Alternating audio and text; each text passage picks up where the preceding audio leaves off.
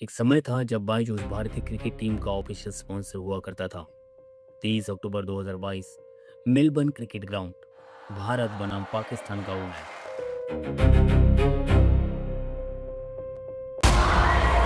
भारत पाकिस्तान का जब भी मैच होता है तो केवल बैटर बॉल के लिए होता है, उससे भी बड़ा होता है।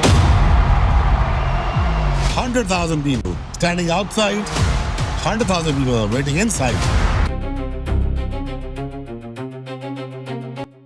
इस एक मैच को स्टेडियम में 90,000 से ज्यादा लोगों ने देखा। हॉटस्टार पर एक साथ 1.8 करोड़ लोग स्क्रीन से चिपके हुए थे और टीवी पर दुनिया भर में ये आंकड़ा 20 करोड़ से पार चला गया। अब सोचिए, इतने बड़े लोगों की आंखों के सामने हर भारतीय क्रिकेट खिलाड़ी की जर्सी पर एक ही नाम लिखा था, बायजूस। एक ऐसा ब्रांड जिसे प्रमोट करने के लिए शाहरुख खान और मेसी जैसे ग्लोबल नाम मार्केटिंग में उतर चुके थे। तो सवाल यह है, जिस ब्रांड को करोड़ों लोगों ने अपनी टीम के जर्सी पर देखा, वो आज अचानक कहां गायब हो गया? जिस कंपनी की वैल्यूएशन कभी 22 बिलियन डॉलर यानी 1.8 लाख करोड़ थी, वो आज जीरो कैसे हो गए? जिस फाउंडर को कभी भारत का यंगेस्ट सेल्फ मेड बिलियनियर कहा गया, वो आज सिंगापुर की एक जेल में 6 महीने की सजा क्यों काट रहा है? और सबसे जरूरी, क्या ये सब एक गलत डिसीजन से शुरू हुआ?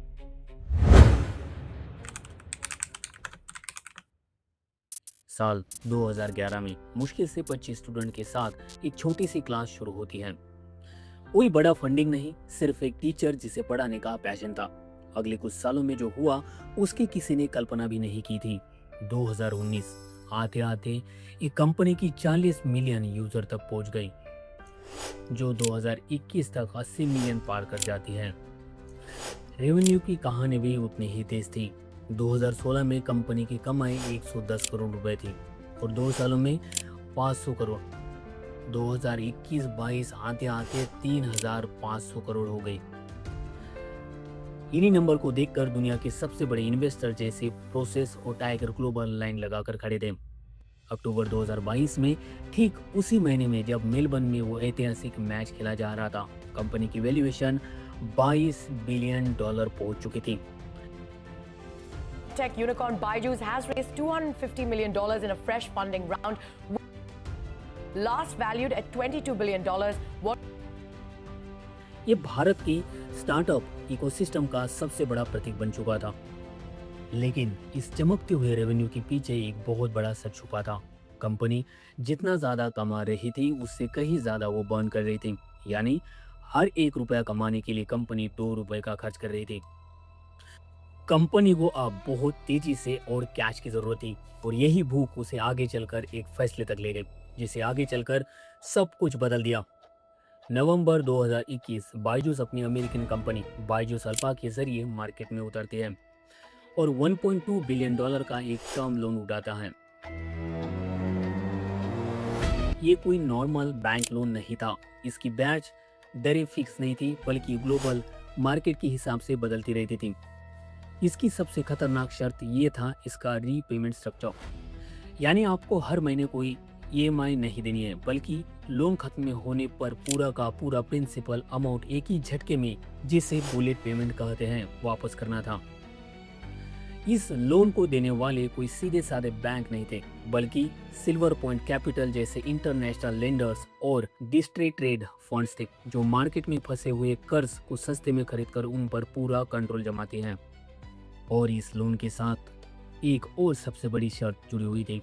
कंपनी को 9 महीने के भीतर अपना कंपनी का पूरा ऑडिट करवा कर लेंडर्स को दिखाना था।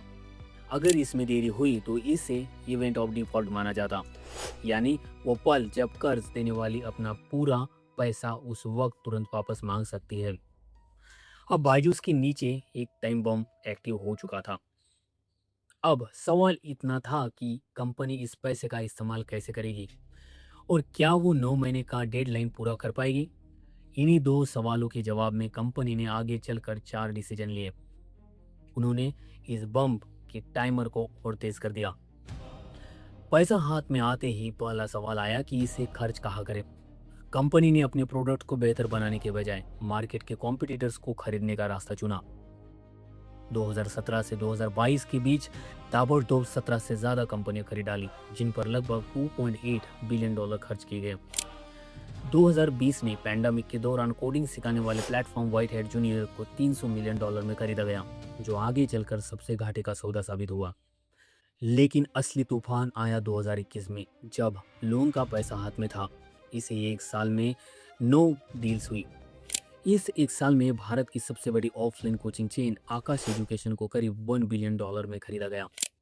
इसके अलावा अमेरिका का एपिक्स $500 बिलियन में और ग्रेट लर्निंग को $600 बिलियन में खरीदा गया। जो कंपनी अपने पुराने बिजनेस को ठीक से संभाल नहीं पा रही थी, वो हर महीने एक नई कंपनी निकल रही थी, बिना ये सोचे कि इसको मैनेज कैसे करेंगे। इतनी सारी कंपनियां खरीदने से साइज तो बड़ा हो गया, लेकिन अब हर क्वार्टर में इन्वेस्टर को भारी ग्रोथ दिखानी थी। और यही से एक और अजीब स्ट्रैटेजी का जन्म हुआ। बायजूस के कोर्स बहुत महंगे थे। एक एक कोर्स की कीमत 1.35 लाख रुपए तक जाती थी और हर मिडिल क्लास फैमिली इसे एक साथ नहीं पे कर पाती। इसलिए कंपनी ने थर्ड पार्टी फाइनेंस कंपनी के साथ मिलकर एक लोन सिस्टम शुरू किया। शुरुआत में तो सेल्स के नंबर ऊपर गए, लेकिन जल्द ही कंज्यूमर कोर्ट में दर्जनों शिकायत आने लगी। पेरेंट्स का आरोप ये था कि उन्हें पता ही नहीं था कि कोर्स खरीदने के चक्कर में एक असल बैंक लोन एग्रीमेंट पर साइन कर रहे हैं। इस मिस सेलिंग और जबरदस्ती लोन थोपने के आरोप में मार्केट में बायजूस का नाम खराब होने लगा। जो ग्रोथ इन्वेस्टर को दिखाई जा रही थी, वो असल में डिमांड नहीं बल्कि उधारी पर खड़ी की गई एक खोखली इमारत थी। उधर टर्म लोन की शर्त के मुताबिक ऑडिट रिपोर्ट्स 9 महीने के भीतर जमा करना था, लेकिन बायजूस ने इसे पूरा 17 महीने टाला। अब सरकार की मिनिस्ट्री ऑफ कॉर्पोरेट अफेयर्स ने नोटिस भेजा तो कंपनी के मेन ऑडिटर डेलॉयट ने खुद इस्तीफा दे दिया। एक ऐसी कंपनी जिसकी साख सिर्फ भरोसे पर टिकी थी, उसका ऑडिटर ही उसका साथ छोड़ चुका था। आखिरकार जब सितंबर 2022 में फाइनेंशियल नंबर सामने आते हैं तो सबके होश उड़ गए। कंपनी का नुकसान 4,588 करोड़ रुपए पहुंच चुका था, जो पिछले साल के 18 गुना ज्यादा था। अकेले एक साल में करीब 2,250 करोड़ रुपए सिर्फ मार्केटिंग में खर्च किए गए। जून 2030 में वो दिन आया जिसने कंपनी की रीढ़ की हड्डी तोड़ दी। एक ही दिन में कंपनी के 3 सबसे बड़े इन्वेस्टर प्रोसेस, चार्ल्स जुकरबर्ग और पीक 15 पार्टनर्स ने अपने डायरेक्टर को बायजूस के बोर्ड से वापस बुला लिया।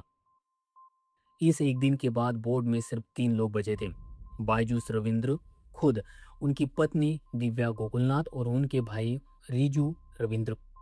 तो अभी ये हम मान सकते हैं कि ये इस पूरी बर्बादी के पीछे एक अकेले की गलती नहीं थी। हर बड़े इन्वेस्टर ने अपने अपने डिसीजन से इस कहानी को और भी ज्यादा पेचीदा बना दिया था। करंट टाइम 2026 में देखी तो असली टकराव अभी बाकी था लेंडर्स के साथ।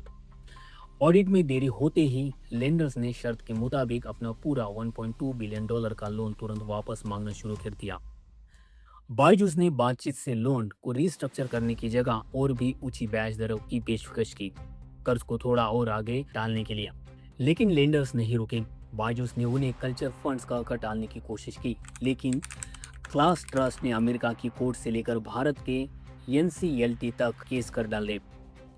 इसी बीच लेंडर्स ने आरोप लगाया कि लोन के $1.2 बिलियन से करीब $533 मिलियन बायजूस ने चुपके से अमेरिका की एक छोटे से हेज फंड में कैंपा शॉफ्ट में ट्रांसफर कर दिए थे। लेंडर्स का कहना था कि ये पैसा जानबूझकर छुपाया गया, जबकि बायजूस का कहना था कि ये उनका लीगल कैश रिजर्व है। यह एक सिंगल बिजनेस लोन अब एक इंटरनेशनल लीगल जंग बन चुका था। और फिर उसी महीने का आखिरी झटका, सिंगापुर की एक अदालत ने बायजूस रविंद्र को अपनी संपत्ति की सही जानकारी न देने के लिए कोर्ट की अपमानना के आरोप में सीधे 6 महीने की जेल की सजा सुना दी। ये शिकायत कतर के इन्वेस्टमेंट अथॉरिटी की एक सहायक कंपनी की तरफ से दर्ज की गई थी। 4 साल पहले जिस इंसान ने $1.2 बिलियन के लोन पर साइन किए थे, इंडिया के जर्सी पर उनकी कंपनी का नाम, साथ में शाहरुख खान और मेसी के साथ करोड़ों लोग स्क्रीन पर दिखते थे। आज वही इंसान अपनी अपील की सुनवाई का इंतजार कर रहा था। कंपनी पर उसका कोई भी कंट्रोल नहीं बचा। अक्टूबर 2024 में दुबई में एक वर्चुअल प्रेस कॉन्फ्रेंस के दौरान खुद बायजूस रविंद्र ने माना था, आज इस कंपनी की वैल्यू ज़ीरो है। हमने अपनी ग्रोथ की क्षमता को ज़रूरत से ज़्यादा आंक लिया था। हम बहुत ही जल्दी बहुत सारे मार्केट में घुस गए थे, लेकिन अब कबूलनामा जिस दिन आया उस दिन तक कहानी का सबसे बड़ा हिस्सा लिखा जा चुका था। अब एक बार फिर से पूरी टाइमलाइन को पीछे से देखते हैं। अंधाधुंध कंपनियों को खरीदना उस एक लोन के पैसों को ठिकाने लगाने का सही तरीका नहीं था।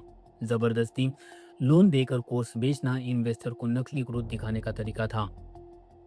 ऑडिट में 17 महीने की देरी सच को दुनिया के सामने छुपाने का तरीका था।